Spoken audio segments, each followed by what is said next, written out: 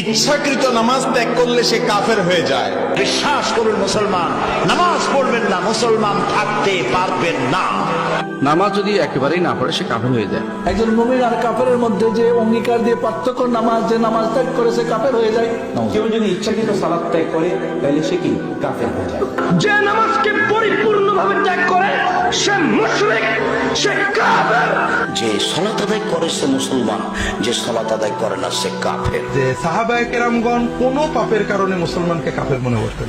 মুসলমান পাপ করতে পারে, কিন্তু নামাজ তরককারীকে তারা কাফের মনে করে। জেনে বুঝে ইচ্ছায় স্বেচ্ছায় সব কেনা সালাত পড়ে না, এই দুই শ্রেণীর মানুষ কাফের, সরাসরি কাফের। কোন জায়গায় কোরআনের একটি আয়াত অথবা রাসূলের হাদিস দেখাতে পারবেন না যে বেনামাজি মুসলিম এই কথাটি আছে।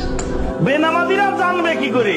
সালাত ত্যাগ করলে যে মানুষ ইসলাম থেকে খারিজ হয় সেটা আলেমরাই জানে না। সালাত যে ব্যক্তি আদায় করে না সে কি কাফের? হাদিসের ভাষায় যে সালাত ছেড়ে দিল সে কাফের, সে কুফরি করল। ইবনে মাজাহ প্রথম খণ্ড 1079 নম্বর হাদিস। অনুরূপ ভাবে ইবনে মাজাহ 1080 নম্বর হাদিস, যে সালাত ছেড়ে দিল সে কুফরি করল।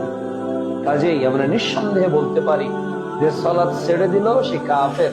তবে ব্যক্তিকে উল্লেখ করে কাফের বলা যাবে না, অমুক কাফের তমুক কাফের, বরং বলতে হবে যে সালাত ছেড়ে দিল সেই কাফের, সেই কুফরি করলো।